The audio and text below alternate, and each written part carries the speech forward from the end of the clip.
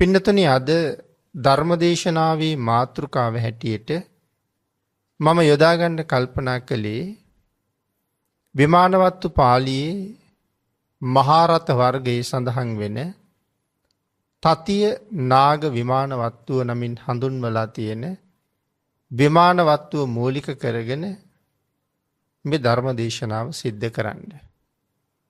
විශේෂයෙන් මහා සංඝරත්නයේ ගුණය පිළිබඳව මේ විමානවත්වයෙන් පැහැදිලි කරලා තියෙනවා.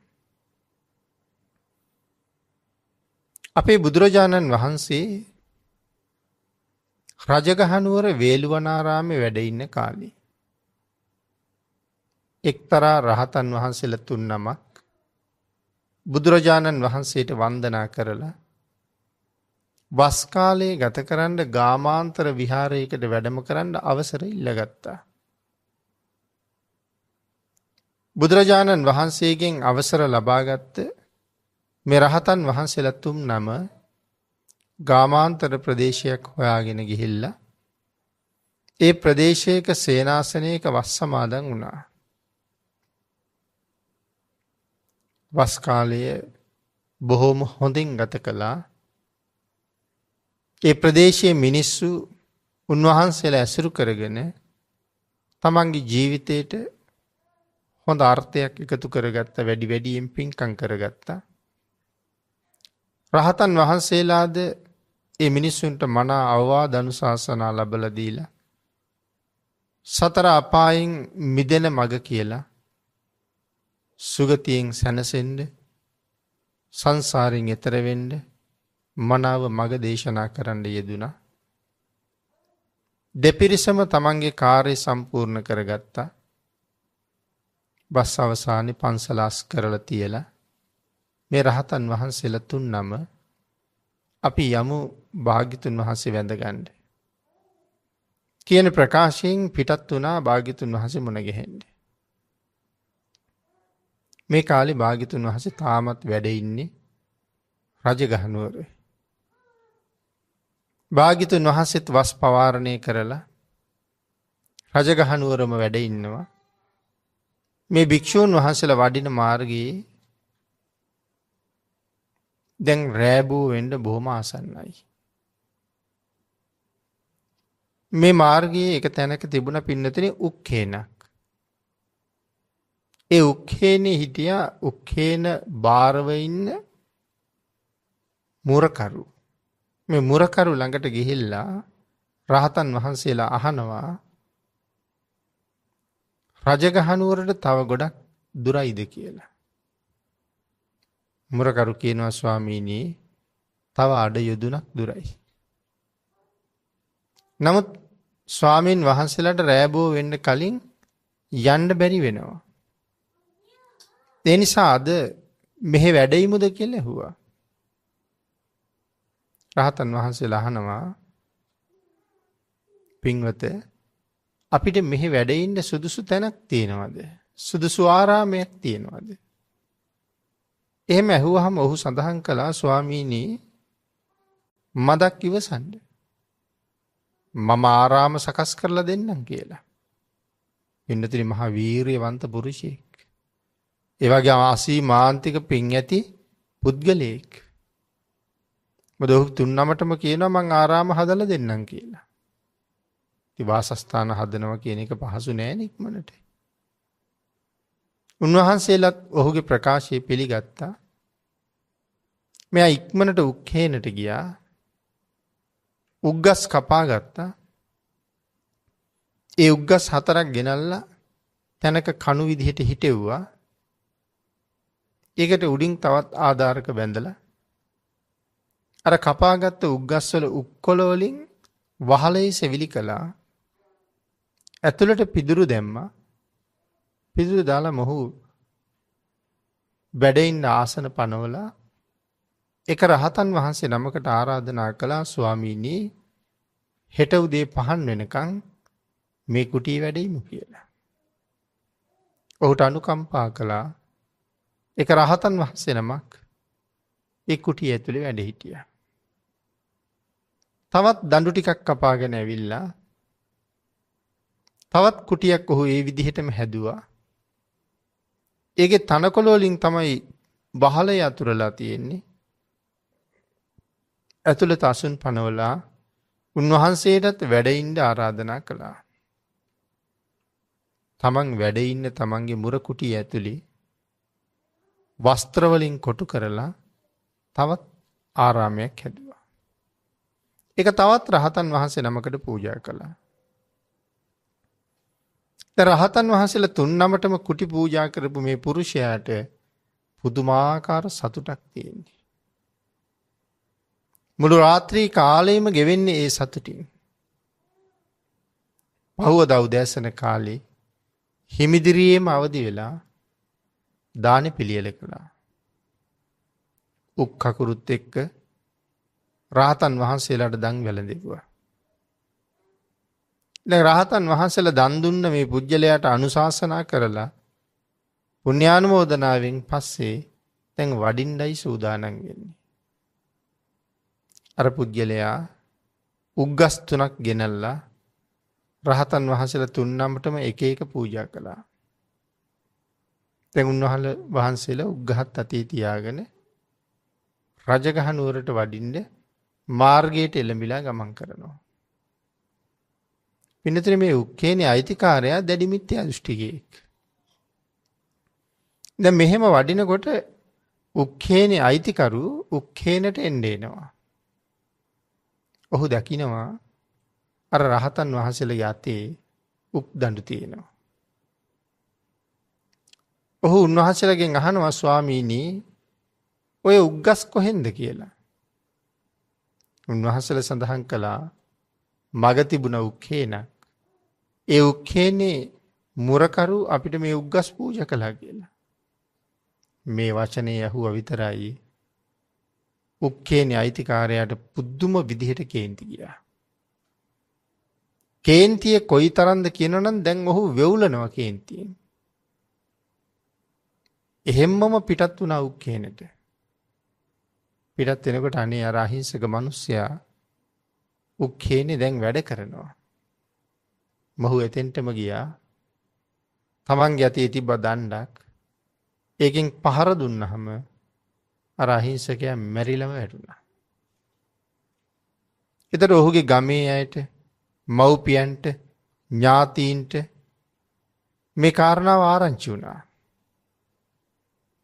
මොහොතක් යනකොට ඒ මරණයට පත්වෙච්ච උක්කේනේ මුරකරුගේ මව්පියෝ ඇතුළු විශාල පිරිසකගෙන් මුළු උක්කේන පිරීලා ගියා.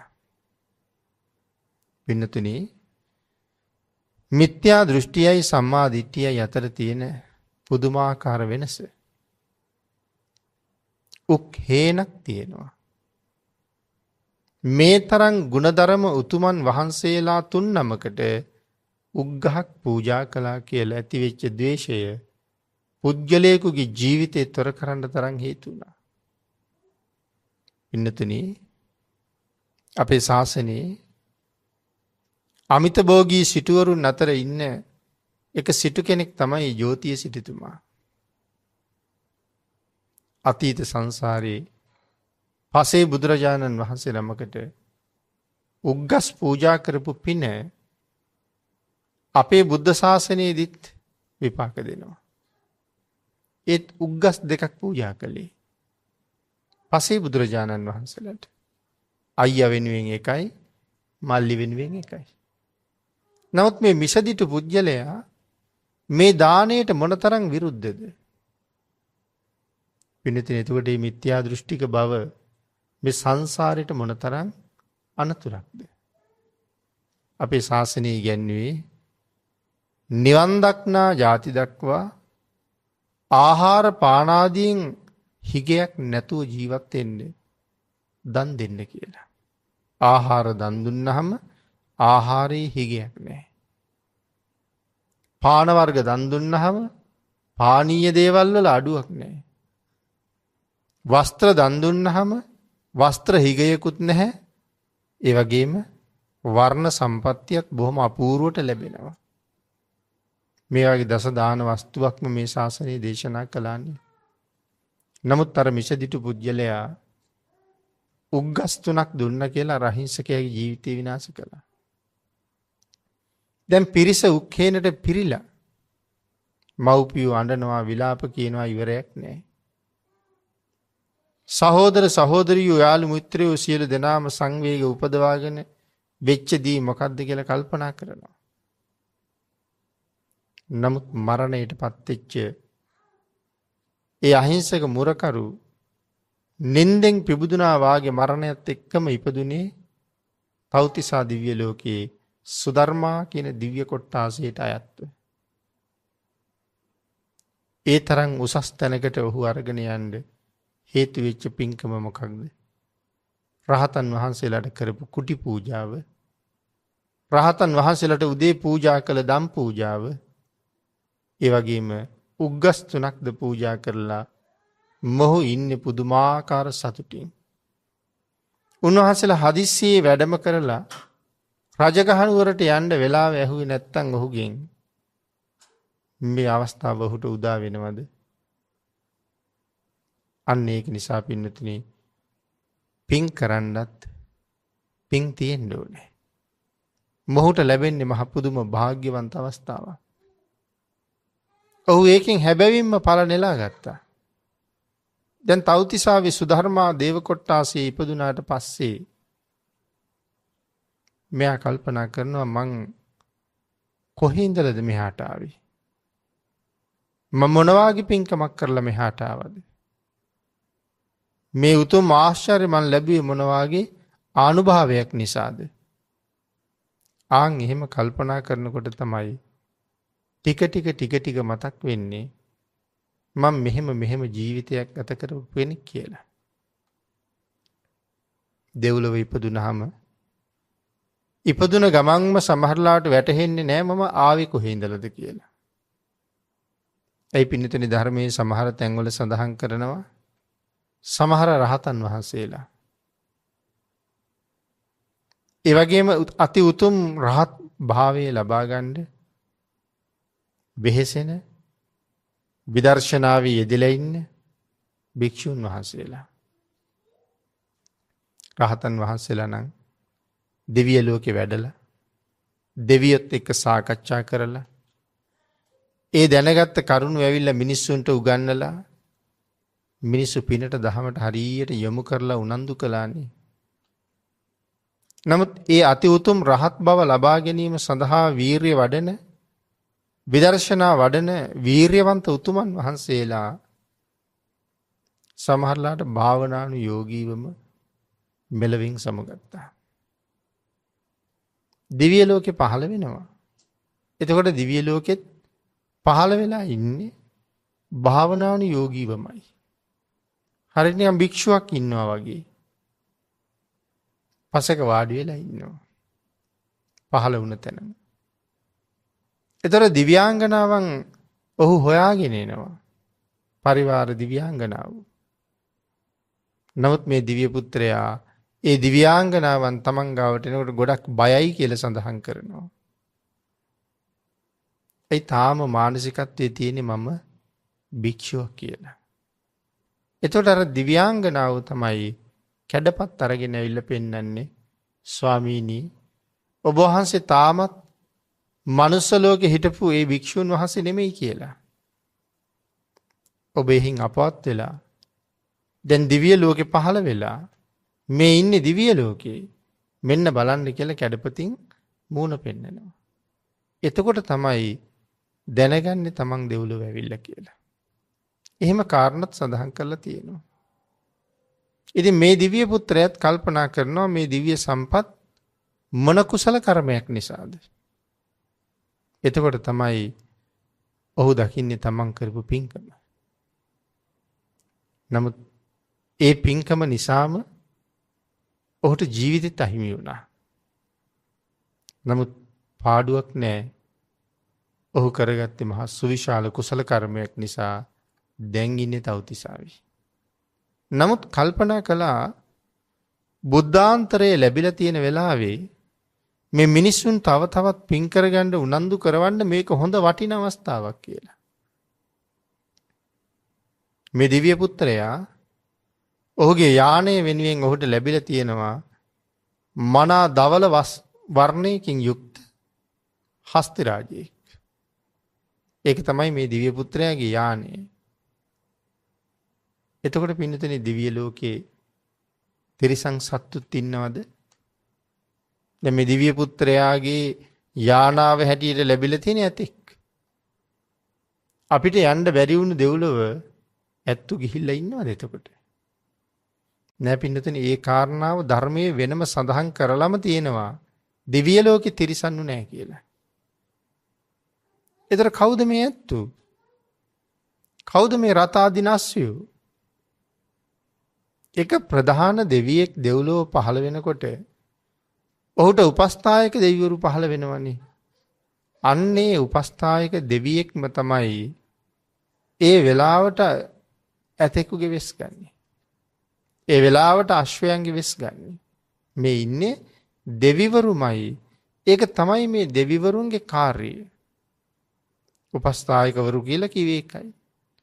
තමන්ගේ කාර්යය නිමා වුණාට පස්සේ ඔහුත් මහා ආනුභාව සම්පන්න දිව්‍ය පුත්‍රයෙක් නැවතත්. නමුත් කාර්යය එළඹුණාට පස්සේ ඔහු නැවත වෙනස් වෙනවා. ඉතින් මේ වාගේ සුදුම සුදු හස්ති රාජයෙක් ලැබිලා තියෙනවා තමන්ගේ යානාව විදිහට. මනාව මේ හස්තියා දේව ආභරණයන්ගෙන් සරසලා තියෙනවා. මේ ඇතාගේ පිට උඩ නැගපු අර දිව්‍ය පුත්‍රයා තීරණය කළා මනුස්ස ලෝකෙට ගිහිල්ලා මිනිස්සු ඉදිරියේ පෙනී හිටලා තමන් මේ ආනුභාවය ලැබුවේ තුනුරුවන් උදෙසා පින්කම් කරගත්ත නිසා කියලා. මහා සංඝරත්නයට අපොපස්ථාන කරපු නිසා කියලා. දැන් ඔහු දිව්‍ය ලෝකෙන් පිට වෙලා තමන්ගේ ආදාහන උත්සවයේ තියෙන තැනට එනවා. සිය ගණන් දහස් ගණන් දිව්‍යාංගනාවෝ ඔහු පිරිවරාගෙන තූර්ය වාදනය කරනවා. මිනිස්සුන්ට පෙනෙන මානයෙන් අහසේ නතර වෙලා සියලු දෙනාටම පෙනිපෙනී අහසේම වැඩ ඉන්නවා. පින්නතිනි මේ දහස් ගණන් රැස් වෙලා ඉන්න පිරිස අතරේ එක ඥානවන්ත පුජ්‍යලෙක් හිරු විමනක් වගේ බැබලි බැබලි අහසේම වැඩ ඉන්න මේ දිව්‍ය පුත්‍රයා දකිනවා. දැකලා දිව්‍ය පුත්‍රයාගෙන් අහනවා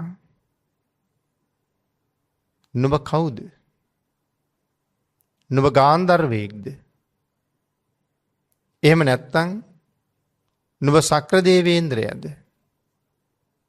එහෙමත් නැත්නම් නුඹ වෙනත් දේවතාවෙක්ද? මේ වගේ ප්‍රශ්න තුනක් අහනවා. දිව්‍ය පුත්‍රයා සඳහන් කරනවා මම සාමාන්‍ය දෙවියෙක් නෙමෙයි. මම ගාන්ධර්වයෙක්ද නෙමෙයි. මම පුරින්දද නම් වූ සක්‍ර දේවේන්ද්‍රයාද නෙමෙයි කියලා. ඇයි සක්දෙවිඳට පුරින්දද කියලා කියන්නේ? පින්නතේ සක්‍ර දේවේන්ද්‍රයන් වහන්සේ හඳුන්වන්න නම් 7ක් තියෙනවා. ඒ නම් 7න් එකක් තමයි පුරින්දද කියලා කියන්නේ. අබුද්ධෝත්පාද කාලෙක සක්‍ර සම්පත්තිය ලබා ගැනීම උදෙසා මනුස්ස ලෝකේ ජීවත් වෙච්ච මගනම් මානවකෙක් පාරමිතා 7ක් දිවිහිමියෙන් සම්පූර්ණ කළා. ඒ පාරමිතාවන්ගේ ප්‍රතිඵලයක් හැටියට තමයි සක්‍ර සම්පත්තිය ලැබෙන්නේ. ඒ පාරමිතාවන්ගෙන් එකක් තමයි දානය. හැමට පෙර දන් දුන්න කියලා කියනවා. යම් තැනකට දෙන්න වෙලා තියෙනවද? ඒ දෙන්න ඕන තැන හොයාගෙන අනික් සියලු දෙනාටම කලින්ම ගිහිල්ලා ඔවුන් දන් දෙන්න කලින් එතන දන් දුන්නා. හැමට පෙර දන් දුන්න නිසා පුරින්දද කියන නමකින් සක්දෙවිඳුව හඳුන්වනවා. දැන් අර දිව්‍ය පුත්‍රයා අහසේම ඉන්නකොට අර එක ඥානවන්ත පුරුෂයෙක් තමයි අහන්නේ නුඹ කවුද කියලා. ඉතින් එහෙම සඳහන් කරාම ඔහු ප්‍රකාශ කරනවා තමන් කවුද කියන කාරණාව. කෝනු දිබ්බේන යානේන සබ්බා සේනේන හත්තිනා තුරීය තාලිත නිග්ගෝසු අන්තලික්කේ මහීයති දේවතානූසි ගන්ධබ්බෝ ආදුසක්කෝ පුරින්දදු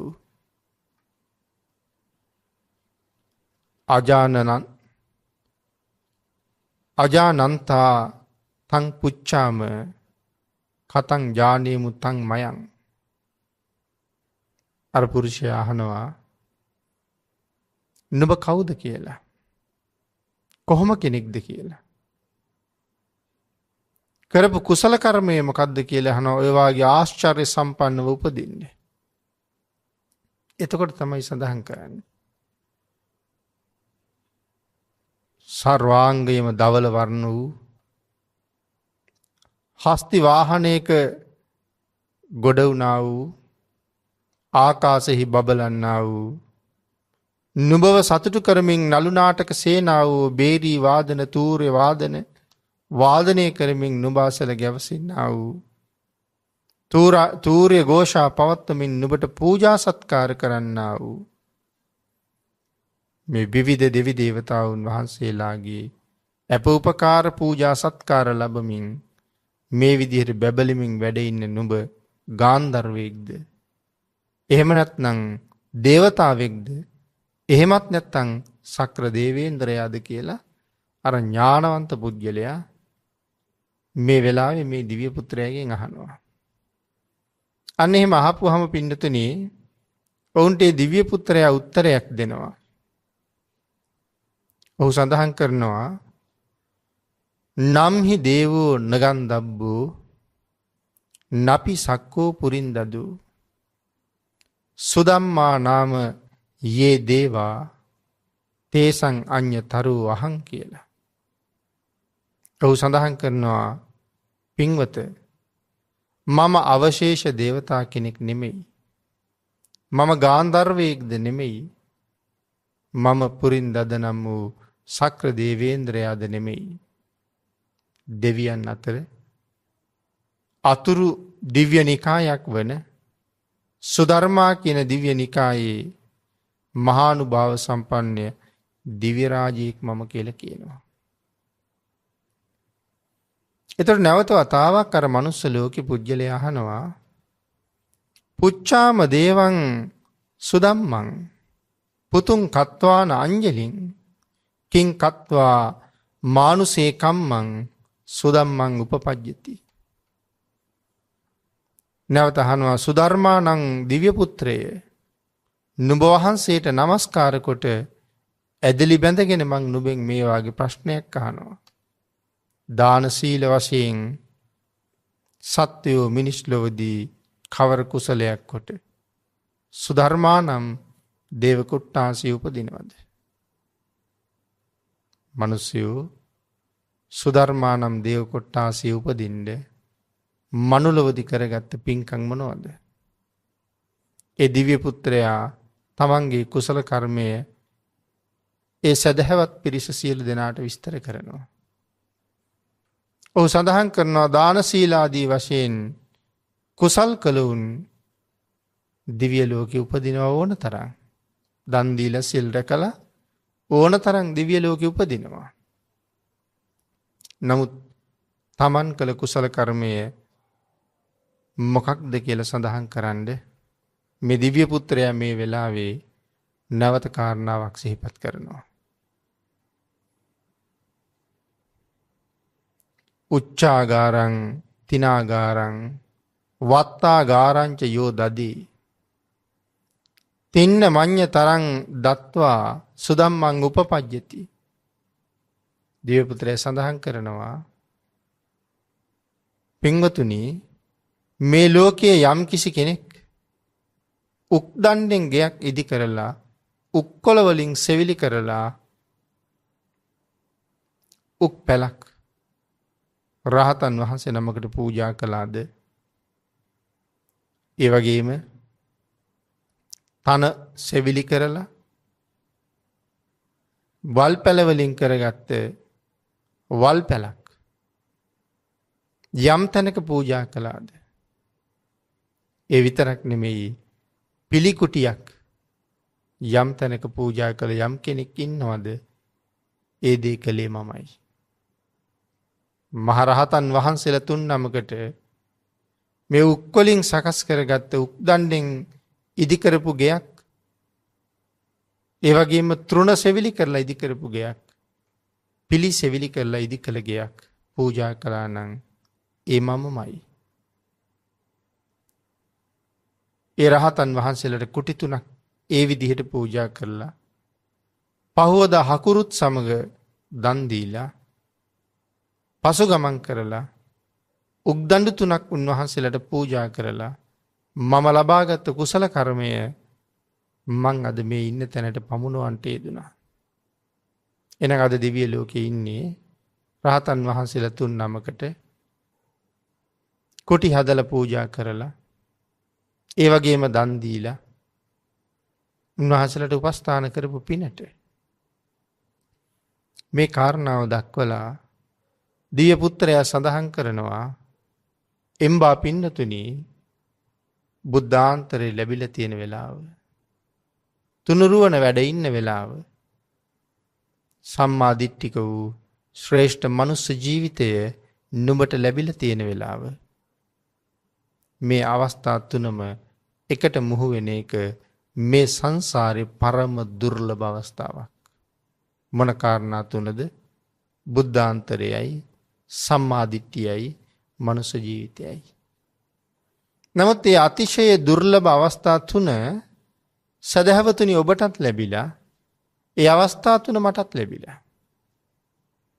අවස්ථාව නැත්තම් කාලය මොහොතක් පාසා අපිව අත්හැරලා යන එකනේ ස්වභාවය.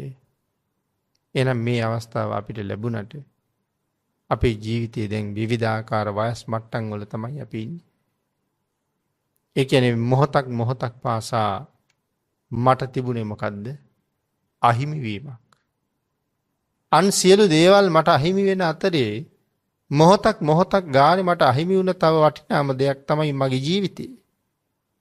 මෙතන බණ අහන්න වාඩි වෙච්ච අය දැන් කවුරුවත් නැහැ පින්නතුනි. දැන් විනාඩි 35කින් 40කින් විතර මම ළඟා වුණේ කවුරු ගාවටද? මරණය ගාවට. දිවා රාත්‍රී ඉක්ම යනවා. මෙලව උපන් සත්වයා වේගෙන් මාරයට ලං වෙනවා. නමුත් අපිට ඒ බව තේරෙන්නේ නැහැ. අපි තාම මෝහයෙන් පිරලා ජීවත් වෙන නිසා. ප්‍රඥාව මෝරලා මදි නිසා. ලැබිලා තියෙන මේ වාසනාවන්ත අවස්ථාව කොයිතරම්ද කියලා අවබෝධ කරගන්න උත්සාහ කරන්නේ. මේ ජීවිතෙන් කිසියම් වැරදීමක් නිසා අවීචයට එහෙම වැටුණත් අවසානයේ අනාගතයේ පහළ වෙන මෛත්‍රී සම්මා සම්බුදුරජාණන් වහන්සේගේ ශාසනයේ සුළඟවත් ලැබෙන්නේ නැහැ පින්නතුනි. මෛත්‍රී භාග්‍යතුන් වහන්සේගෙන් පස්සේ මහා කල්ප අසංකේයයක් විශ්ව ධාතුව බුද්ධ ශූන්‍යයි කියලා කියන්නේ. ඒ අඳුරු කාලෙත් මේ ලෝකේ උපදින්න සිද්ධ වෙනවා නම් මොනතරම් කාලයක් නිමක් නැති දුක්ඛන්දරාවක උරුමකාරයෝ බවට පත් වෙන්න වෙනවද? බුදුවරු පහළ නොවෙන අබුද්ධෝත්පාද කාලවල ඔබත් මමත් ඇති තරම් ඉපදිලා හිටියා. ඒ කාලවල අපි හිතන්නේ ඇති බුද්ධාන්තරයක් හම්බ වුණොත් නම් අය කවදාවත්ම නම් මේ සංසාරේ රැඳෙන්නේ නැහැ කියලා. එහෙම හිතපු අපට බුද්ධාන්තර මොනතරම් පහුවෙන්නේ නැද්ද? මේ පහුවෙමින් යන්නේ තවත් එවන් එක බුද්ධාන්තරයක්මයි. නමුත් අපි ආපහු හැරිලා අපෙන් අහලා බලන්න ඕනේ. කාලය නම් වේගෙන් ගෙවිලා ගිහිල්ලා දැන් ඉන්නේ විවිධ වයස් මට්ටම් වල මෙච්චර කාලයක් ජීවිතේ ගෙවිලා ගියා. මොනවා හරි පරලෝ වෙනුවෙන් කරගත්ත දෙයක් තියෙනවද කියලා. එතකොට තමයි අපිට ඇහැරෙන්නේ මෙලවින් යන්න වෙනකොට මොනවද අරන් යන්නේ කියලා. මේ දිව්‍ය පුත්‍රයා සඳහන් කරනවා තුනුරුවන් වැඩ ඉන්නවා. තුනුරුවනින් ගන්න තියෙන මනා වූ ප්‍රයෝජනය ලබන්න. වහවහ සතර අපායෙන් එතර වෙන්න වැඩ කරන්න. මේක පින් කරන කාලයයි. තුනුරුවන් වැඩ ඉන්න කාලෙක උපදිනවා කියලා කියන්නේ මේක පින් කරන කාලයයි. එහෙම සඳහන් කරමින් මේ රැස් වෙලා හිටපු විශාල පිරිසකට අවවාද අනුශාසනා කරපු දිව්‍ය පුත්‍රයා අතුරුදහන් වෙලා යන්න ගියා. හැබැයි ඔහුගේ කතාවෙන් ප්‍රීති ප්‍රමෝදයට පත්වෙච්ච මිනිස්සු ආහාර පාන ආදී ද්‍රව්‍ය රැස් කරගෙන බුද්ධ ප්‍රමුඛ මහා සංඝයාට දන් දෙන්න පෙළ ගැහුණා. බුදුරජාණන් වහන්සේටත් මේ දිව්‍ය පුත්‍රයාගේ කතාව මතක් කළා. භාග්‍යතුන් වහන්සේ කතාව අනුමත කළා. අපේ බුදුරජාණන් වහන්සේ රැස්වෙච්ච පිරිසට ධර්ම අවවාද කළා. සුගතියට යන මඟ කියලා දුන්නා. තුන්වෙනි නාග විමාන වස්තුව මේකයි. පින්වතුනි එහෙනම් මහා සංඝයාගේ ගුණය රහතන් වහන්සේලාම 3 නමකට කුටි 3ක් පූජා කරන්න ඒ අහිංසකයා සංසාරේ කොච්චර පින් කරලා තියෙන්නේ නැද්ද? රහතන් වහන්සේලා ඔහුම සොයාගෙන වඩින්න ඇත්තේ ඔහුටම උපකාර කරන බලාපොරොත්තු ඇතුව. ඒ නිසා මේ සංසාරේ ඔබ මම අපි සොයාගෙන ආර්යයන් වහන්සේලා පුණ්‍යවන්තයෝ අපිට පිහිට වෙන්න ඕන තරම් සම්බන්ධ වෙන්න පුළුවන්. කාරණාව හඳුනගෙන ශ්‍රද්ධාව උපදවාගෙන ඒ කාරණාවේ යෙදෙන්නත් ලැබුණ අවස්ථාවෙන් ඵල නෙලන්නත් අපිට වාග්ය තියෙන්න ඕනේ. තුනුරුවන් වන්දනා කරනකොට නැත්නම් තිසරණේ මත පිහිටවනවා කියනකොට අපි අවසානයේ කියන්නේ මොකද්ද? සංඝං සරණං ගච්ඡාමි. ඒ අති උතුම් ආර්ය මහා සංඝරත්නය මම සරණ යනවා කියලා තමයි අපි ප්‍රකාශ කරන්නේ. ඒ සංඝරත්නය මොනතරම් ගුණවත්ද පින්නතුනි? ඒ සංඝයා සරණ යන කෙනාට මොනතරම් ලාභයක්ද කියන කාරණාව පැහැදිලි කරන්න කරුණු මේ ධර්මයේ තුල වුණ තරම් තියෙනවා. අපි නිකන් පෘථග්ජන පිරිසක් සරණ ගියා නෙමෙයිනේ.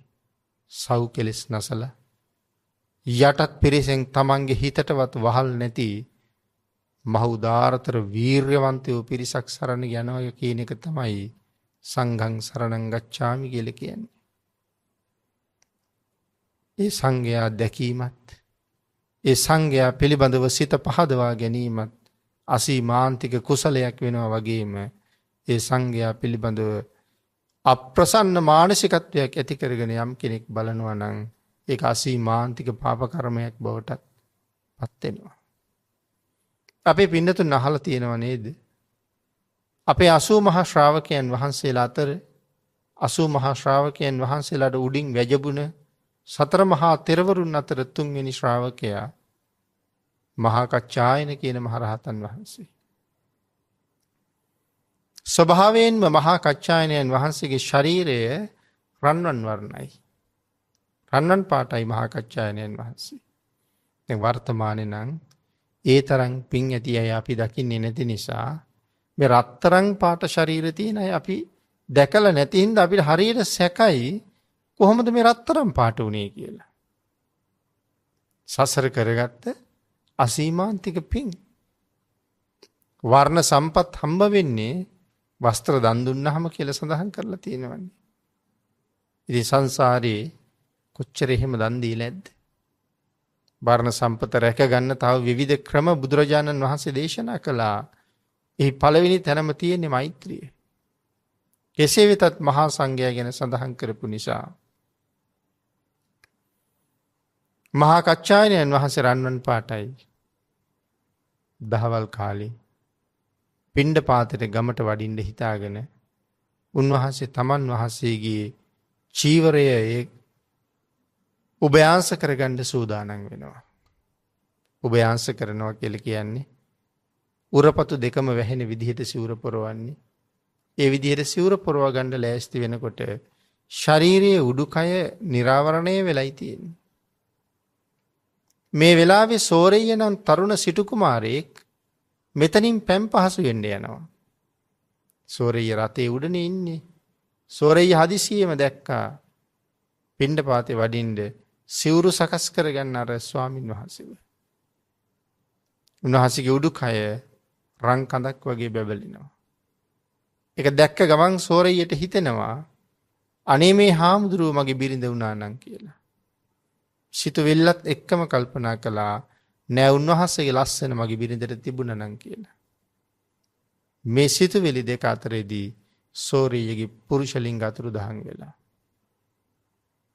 පින්නතුනි මේ ලෝකේ කරන්න අමාරු දේවල් මොනවද කියලා ඇහුවොත් හුඟ දෙනෙක් සමහර වෙලාවට කතා කළේ ස්ත්‍රියක් පුරුෂයෙක් කරන එකත් පුරුෂයෙක් ස්ත්‍රියක් කරන එකත් මේ ලෝකේ කරන්න හරි අමාරු වැඩක් කියලා. කරන්න බැරි වැඩක් කියලා. අපිට අමාරු බැරි වැඩේ මේ ශාසනයේ එක සිතුවිලි මාත්‍රයකින් වෙනස් වෙනවා. ඒක පායට පෑගෙන දූවිල්ලක් තරම්වත් වටින්නේ නැති කාරණාවක්.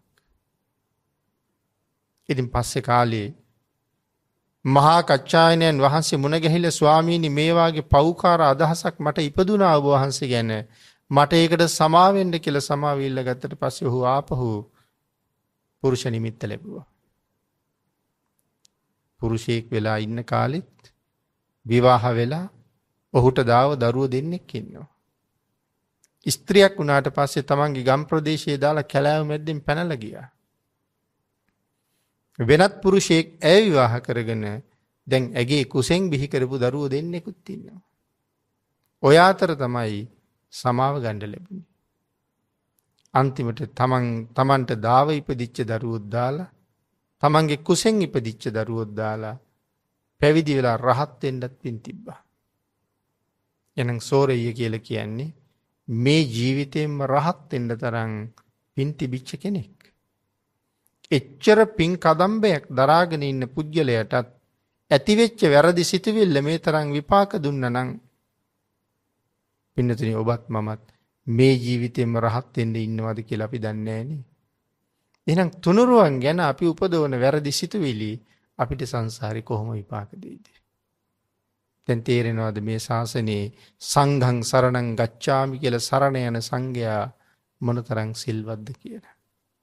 පින්නතුනි අපේ ශාසනයේ ලෞතර බුදුරජාණන් වහන්සේ තරමටම ප්‍රසිද්ධ වෙච්ච එක භික්ෂුන් වහන්සේ නමක් ඉන්නවා. අනික් රහතන් වහන්සේලාත් එහෙම ප්‍රසිද්ධ නෑ කියනවා නෙමෙයි. නමුත් මේ කෝටි ලක්ෂයක් සක්වලේ ලෞතර බුදුරජාණන් වහන්සේ කොයි තරමට ප්‍රසිද්ධද? මේ භික්ෂුවත් ඒ තරමටම ප්‍රසිද්ධයි. කවුද මේ භික්ෂුව? ඒ භික්ෂුව තමයි අඤ්ඤා කොණ්ඩඤ්ඤ මහරහතන් වහන්සේ. ඇයි උන්වහන්සේ එහෙම ප්‍රසිද්ධ වුණේ? මහා කල්ප සංඛ්‍ය 4,00,000ක්. පාරමිතා පුරාගෙන ආපු සංසාරේ ලෞතර බුද්ධ රාජ්‍ය ලබාගෙන මංගල ධර්ම දේශනාව සිද්ධ කරන වෙලාවේ ඒ දේශනාවට සවන් දෙන්න වැඩම කළ කෝටි 18ක් බ්‍රහ්ම රාජයෝ නිවන් අවබෝධ කරගන්නකොට දෙවියෝ කොයි තරම් ප්‍රමාණයක් නිවන් අවබෝධ කළාද කියලා ගණනින් ප්‍රකාශ කරන්න පුළුවන් කමක් නැහැ. 18 කෝටියක් බ්‍රහ්මයෝ නිවන් අවබෝධ කරනකොට ප්‍රමාණ කරන්න බැරි තරම් ප්‍රමාණයක් දෙවියෝ නිවන් අවබෝධ කරනකොට නමුත් මනුස්ස ලෝකෙන් කී දෙනෙක් නිවන් අවබෝධ කළාද? එකම එක පුජ්‍යලයක් විතරයි. නමුත් එක මිනිසෙක් ඒ නිර්මල ධර්ම පරියාප්තිය අවබෝධ කරගත්ත නිසා භාග්‍යතුන් වහන්සේට ඇති වුණේ පුදුමාකාර ප්‍රීතියක්. අන්න ඒක නිසා කොණ්ඩඤ්ඤ නම තිබුණු තාපසයාට භාග්‍යතුන් වහන්සේ කතා කළේ අඤ්ඤාසි වත භෝ කොණ්ඩඤ්ඤෝ අඤ්ඤාසි වත භෝ කොණ්ඩඤ්ඤෝ. භාග්‍යතුන් වහන්සේගේ සතුට ප්‍රකාශ කළා. පස්සේ කාලේ 12 අවුරුද්දක් මනුස්ස වාසයෙන් ඉවත් වෙලා වාසය කළා. එහෙනම් උන්වහන්සේ කොහොමද ප්‍රසිද්ධ වුණේ? මනුස්ස ලෝකේ ප්‍රථමයෙන්ම ධර්ම පරියාප්තිය අවබෝධ කළ ශ්‍රාවකයා කියන නම මේ කෝටි ලක්ෂයක් සක්වලේම ප්‍රසිද්ධ වෙච්ච නිසා චිර රාත්‍රඥ භික්ෂුන් වහන්සේලා අතර අග්‍රස්ථානය උන්වහන්සේට ලැබුණා. චද්දන්ත භවනේ තමයි වැඩ හිටියේ 12 අවුරුද්දක්. ආයු සංස්කාර ගැන කල්පනා කරලා බලහම දැන් ආයුෂ ඉවරයි. පිරිනිවන් පාන්න කාලය ලැබිලායි තියෙන්නේ. චද්දන්ත භවනටම වෙලා පිරිනිවන් පාන්න බැරිද? පුළුවන්. මිනිස්සු දන්නේත් නෑ එතකොට. නමුත් පින්නතුනි නිමක් නැති අනාදිමත් සසරක සැරිසරන අවධියක සංසාරයෙන් එතර වෙන්න මඟ කියලා දුන්නේ ලෞතර බුදුරජාණන් වහන්සේ. උන්වහන්සේගේ මඟ පෙන්වීමෙන් සංසාරයෙන් එතර වෙන්න කලින් වැඳලා අන්තිම වතාවට භාග්‍යතුන් වහන්සේගෙන් සමාව ඉල්ලන්න ඕනේ කියලා මේ සත්පුරුෂයන් වහන්සේ තීරණය කළා. එහෙම තීරණය කරලා බුදුරජාණන් වහන්සේ හොයාගෙන එන්න හිතුවත් එන්න කැමැත්තක් නැහැ. හේතුව 12 අවුරුද්දක් මේ ශාසනයට ඇතුල් වෙච්ච අලුත් ශ්‍රාවකයෝ ඉන්නවා ලක්ෂ ගණන් කෝටි ගණන්. ඒගොල්ලෝ හැමෝම අහලා තියෙනවා මේ ශාසනයේ එක භික්ෂුවක් ඉන්නවා අඤ්ඤා කොණ්ඩඤ්ඤ කියලා. මුලින්ම ධර්ම අවබෝධය ලැබපු භික්ෂුව අහලා තියෙනවා, දැකලා නැහැ. නමුත් දැන් ආයු සංස්කාර අත්හැරලා පිරිනිවන් පාන්න අවසර ඉල්ලන්න ධර්ම සභාව ළඟට ගිහිල්ලා කතා කළොත් දාස් ගණන් බණ අහන්නේ භාග්‍යතුන් වහන්සේ දිහා බලාගෙන. මම දැක්කොත් බුදුරජාණන් වහන්සේ මට කතා කරනවා. පිරිස මැද්දෙන් මං භාග්‍යතුන් වහන්සේ ගාවට යනකොට මේ පිරිසේ කාට හරි හිතුනොත් බුදුරජාණන් වහන්සේගේ මේ තරම් අවධානය දිනාගත්ත මේ වයසක මහල්ලා කවුද කියලා, එහෙම සිතුවිලි පහළ වුණොත් යම් කෙනෙකුට ඒ සිතුවිල්ලක් ගානේ නිරේට යනවා කියලා සඳහන් කරනවා. අන්නේ හිඳ පිරිස කෙරවලේ ඉඳලා භාග්‍යතුන් වහන්සේට මතක් කරනවා, ස්වාමීනි මම කොණ්ඩඤ්ඤ වෙමි, ස්වාමීනි මම කොණ්ඩඤ්ඤ වෙමි, ස්වාමීනි මම අඤ්ඤා කොණ්ඩඤ්ඤ වෙමි කියලා. එතකොට දැන් අර මිනිස්සු ඔක්කොම දන්නවා පළමුවෙන්ම ධර්ම අවබෝධය කළේ අඤ්ඤා කොණ්ඩඤ්ඤ නම් භික්ෂුවක්. දැක ගන්න පුලා බලාගෙන ඉන්නේ. අන්න එතකොට අර මිනිස්සු මේ වයසක මහල්ලා කවුද කියලා හිතනව නෙමේ, දෝත නලල මත තියාගෙන සාදු සාදු කියලා උන්වහන්සේ වෙනුවෙන් සාදුකාර දෙනවා. යමෙකුගේ මුවින් කොණ්ඩඤ්ඤයන් වහන්සේ වෙනුවෙන් සාදුකාරයක් පිට වුණාද ඔවුන් සියලු දෙනා වෙනුවෙන්ම සුගතියේ දොර ඇරෙනවා කියලා කියන්නේ. දැන් තේරෙනවද?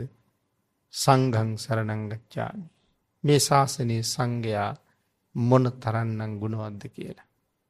ඒ මහා සංඝරත්නය ගැන කතා කරන්න කරුණු කොච්චර මේ ධහම තුල තියෙනවද? නමුත් මෙතන සඳහන් කරන්නේ මේ දිව්‍ය පුත්‍රයා ඒ තුනුරුවන අත් නොහැර අපෝපස්ථාන කරගන්න. ඒ තුනුරුවන් උදෙසා නොඑක ආකාරයේ පුද පූජා කටයුතු කරගන්න. තමන්ට ලැබිච්ච වාසනාවන්ත ජීවිතය සාර්ථක කරගන්න.